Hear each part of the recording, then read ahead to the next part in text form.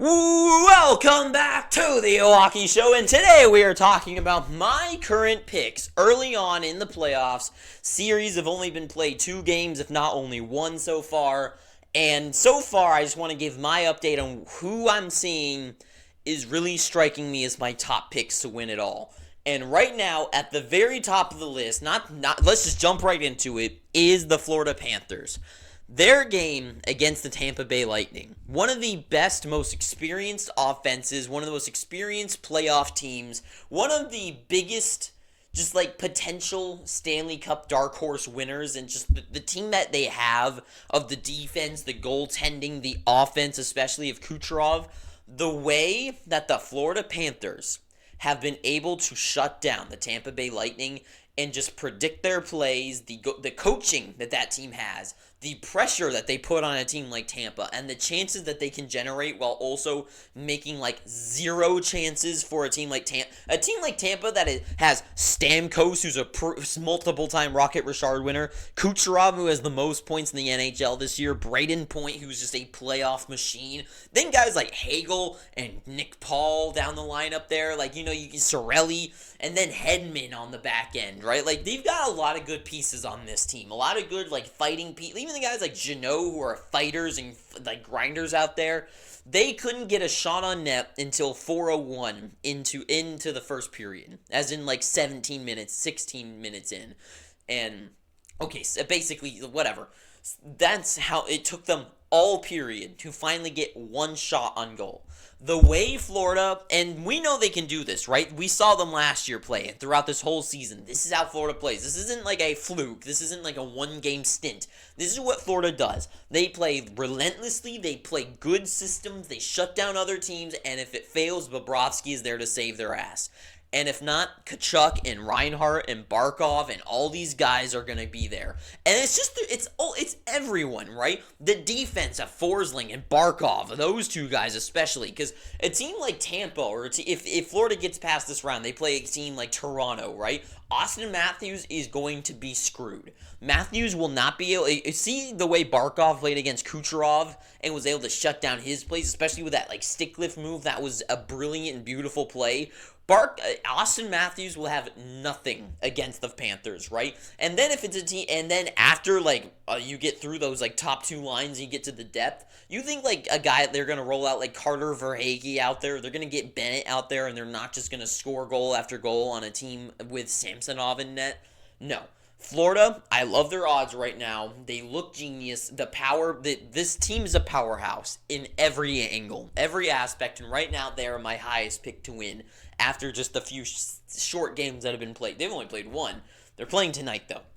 Carolina, the way they came back in game number 2 and their play in game 1 and how they just never give up, they never lose composure, they keep fighting. Their overall play of having a good goaltender in Anderson in net. If not Anderson, Ronta. If not Ronta, Kochetkov, right? Multiple options back there if one of them goes quiet. They have the defense of any team, just as good as any team.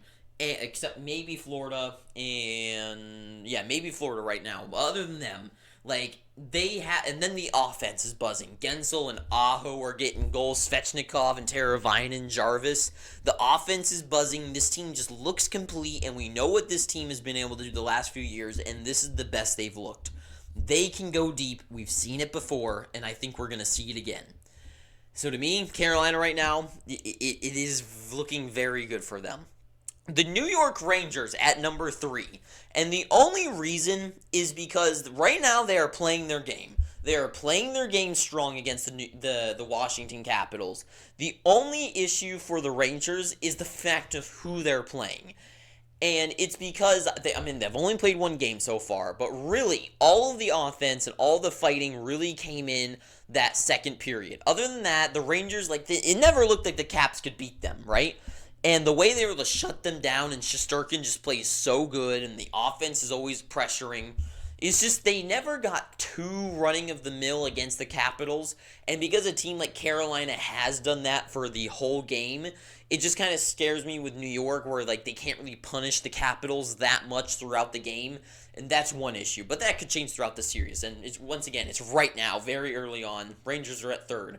Number 4, the Jets. And now I was contemplating between the Jets and the Oilers here at 4, but number 4, I think, on the rankings right now is the Jets just because of the competition they went against. I think the Avalanche are a better competitor than the LA Kings. And not just that, but my biggest thing for the Jets was offense. Because goaltending, obviously they have that. Defense, they've got good defense, if not the goaltending. It was really the top-end scoring that I was worried about. And they outshined a team like the Avalanche in offense. That is what surprises me. And that is what pushes me over the line for them. Because if when they go into the next round, they play a team like Dallas or the Knights, I know they are going to have the defense and the goaltending. The question mark would be the offense. And they're showing they have that right now. Early on, they have it. And let's see if it continues. But right now, number 4, them.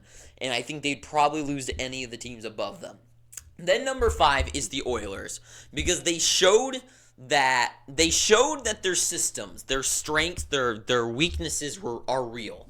Their strengths of being maybe the best offensively potent team on this board showed in that 7-4 win, but it also showed that their defensive weaknesses, right? Against a team like LA, they got scored on 4 times, and it just kind of shows that with a team like LA, who isn't the most dominating team offensively, scored 4 goals on them, it worries me when they go on to the next round, maybe not in the next round, but the one after that and in the finals where they play against a team like the Jets or like Dallas or like the Knights in the conference finals, how many times they can survive getting scored on. And then in the finals where they play against a team that's good at shutting down teams like Florida or even or any of these 3 teams is what worries me. So to me, Oilers are at the bottom. So you might be wondering, why aren't a team like that, the Knights and Dallas on the board? Where is Boston or Toronto? To me, it feels like those kind of series are the ones where they're going to have a hard-fought series, but because they got so much in the mindset against that one team, it feels like that it just isn't their year. I feel like Dallas could overcome the Golden Knights and really go far, but just something about me in their game against the Golden Knights game 1 and the Knights also against the Dallas Stars has rubbed me the wrong way. A team like Boston, I think, could go far, but because they're kind of getting equalized by the Toronto Maple Leafs, who I do not see winning the cup at all, has really lowered them in my mind. And Toronto's just not going to win, period. So for right now, this is the board, and I like it. So that is all I got to say. So thank you for watching this. I know this is a short one, but that's all I got to say. So if you've gotten this far, please, I'm begging you, please subscribe. And until next time, too sweet, have an amazing day, and ta-ta for now.